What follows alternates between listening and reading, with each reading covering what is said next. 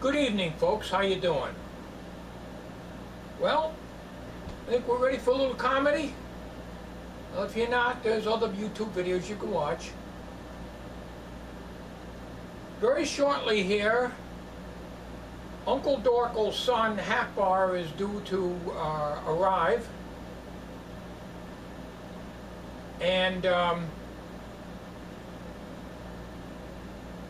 he is going to discuss something that Uncle Dorkle is a little ashamed of.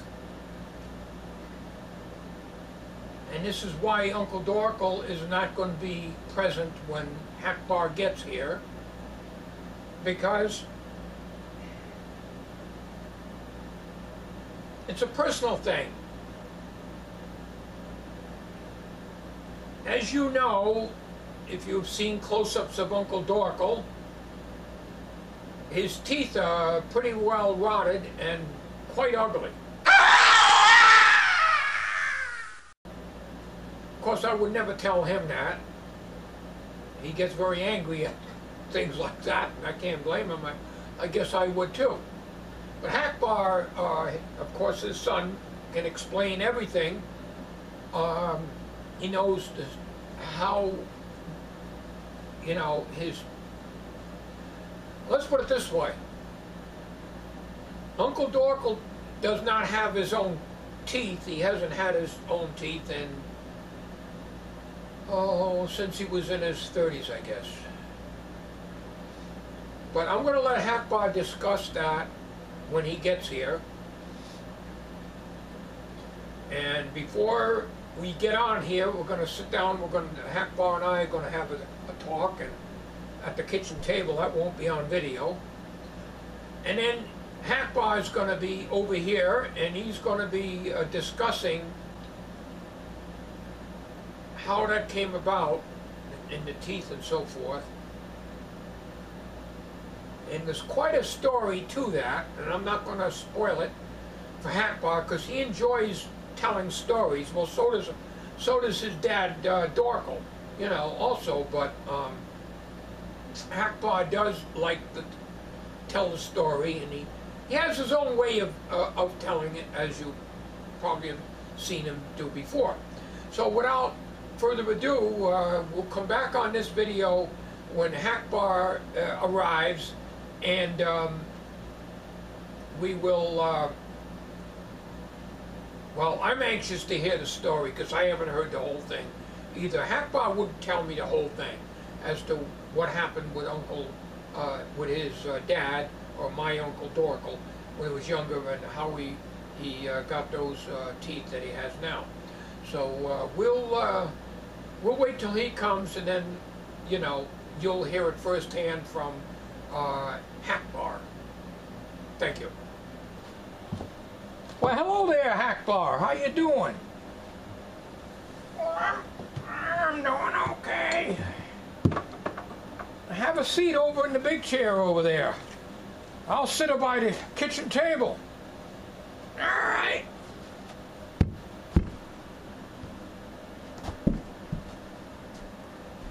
How you been? I'm doing okay. You want me to sit here? Yeah, sure, go ahead.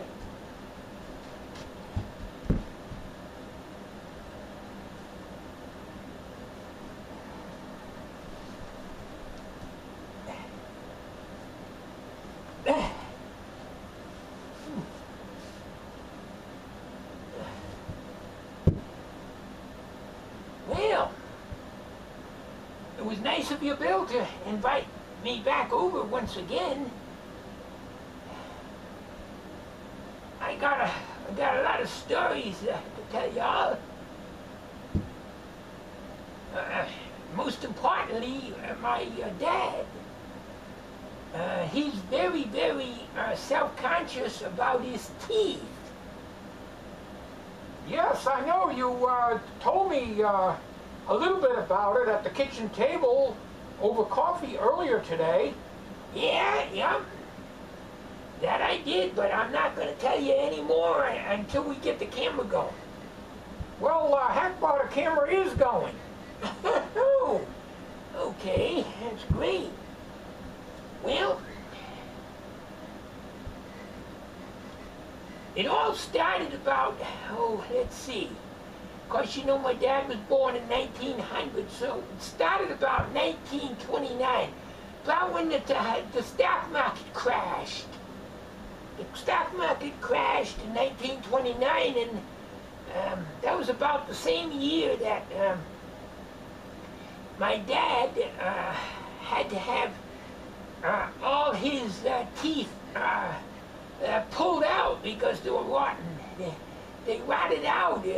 He wasn't even 30 years old, and every single tooth, all 56 teeth, 56 teeth in his head rotted out.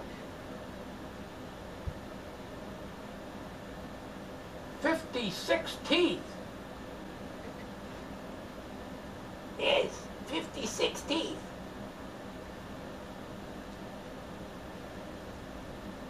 Anyways, these damn snacks, I'm telling you.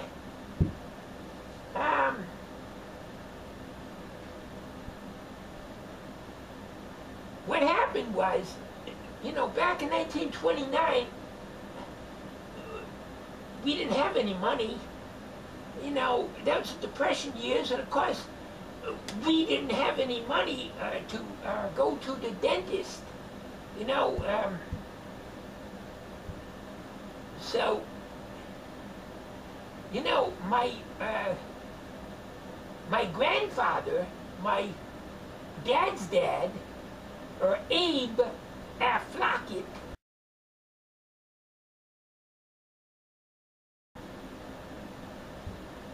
he was a hunter and a woodsman, but he wasn't.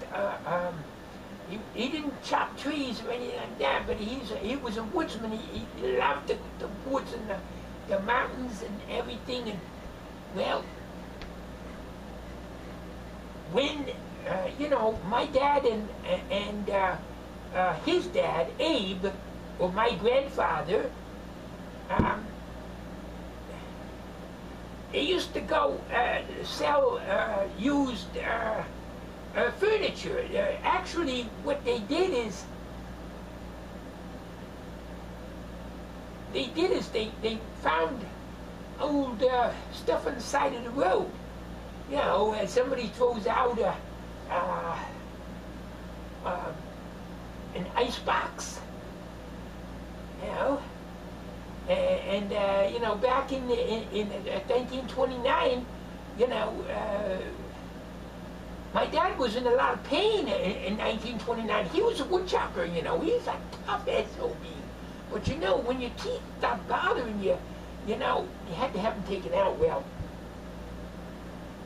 I'll tell you how he had to have that done. We could not go to the dentist because we did not have the money to go to the dentist. So my grandfather used to do part-time dentistry on the side.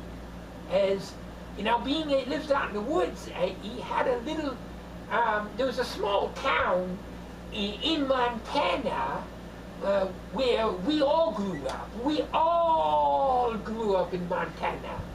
And my dad, Dorkel, was born in Montana, and his dad, or my grandfather, he was also born in Montana. We had a little town that we went to, and my dad rented a little store. Actually, my grandfather, I'm sorry, my grandfather rented a little store, and he practiced dentistry there. Well, what he did on the side also to supplement his income is he would pick up stuff along the side of the road that people threw out. Well, one day there was this old piano, an old piano on the side of the road. It was all busted up, and it was out in an old barn, and it was all musty, and the wood was warped and everything. It looked terrible. But my dad said to his dad, or my grandfather, he says, gee, those keys on the piano, they look pretty good. Do you think maybe you can make some teeth for me out of those piano keys? And you know, my grandfather Abe said to him, you know, son, that's a very good idea. You have got a good head on your shoulders. That is a very good idea. I can make some teeth for you, my son. I will make the teeth so that they will stay in your jaw and last 50 or maybe longer years. Well, this is how it started. So, the first thing my dad did is he went to his dad, Abe, and it was a very painful experience because they had to give him some kind of, well, I don't know what, they didn't have any anesthesia like they have nowadays. They gave him chloroform. They knocked him out, and then after that he pulled out all my dad's teeth. It took them right out. What he used was some crude tools. He had to use some big pliers. They got like the big claws on the end, and you dig into the gums, and he would pull everything out as much as he could. And then he took the piano keys, and of course, you know, the piano keys are quite long, you know, the white keys, not the black keys. The white keys are long, you know. So what he would do, hold my cane up here. What he would do is he would cut each key, he would cut the key down to 3 pieces, see? So one key made 3 teeth. And what he did is he'd cut them, and then he'd put a screw. He'd drill a little hole. You had a hand drill, one of these little things that go like that. He'd drill a little hole in each one, and he'd put a screw in it. And then he would take a hacksaw, and he would cut the head off the screw. Take a file and file it to a point, and then he would and ground it right into his gums. It took him 8 hours to put the set of teeth in my dad, and that's how my dad got his teeth. And they kind of like getting a little rotten now, as you can see. And well, what do you expect? I mean, he had to put in 1929, and here it is, 2014. So you do the math, because I can't do the math. You do the math, and you can see that the damn teeth lasted quite a long time. How many of you out there, can say that you had your teeth for 70, 80, 90 years? Not very many. So, but my dad, he don't want to hear about his teeth. He's not a handsome man by no means, but he does have his pride. So, well, that's about it. That's all I'm going to talk about.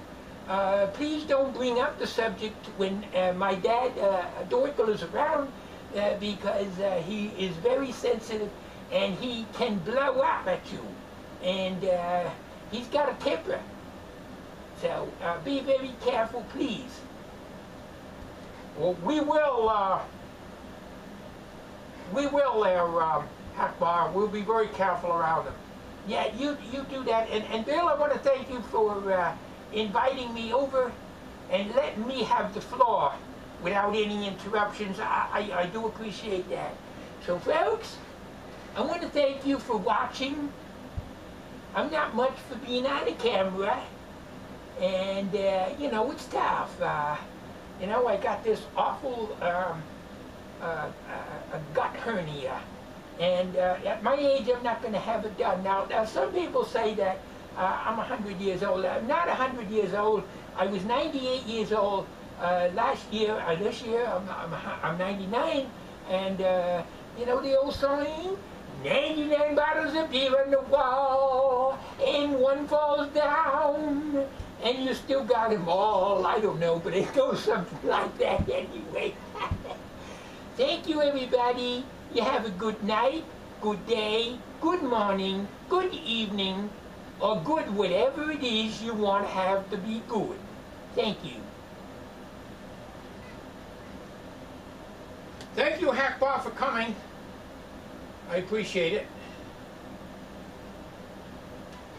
Oh. Well, that's quite a story, folks. Only Akbar can explain it, express it. No other way than Akbar, I'll tell you. But anyways, I appreciate you guys watching, and hope you enjoyed the little skit here. So thank you very much. You have a good night, and don't do anything I wouldn't do. Take care, everybody.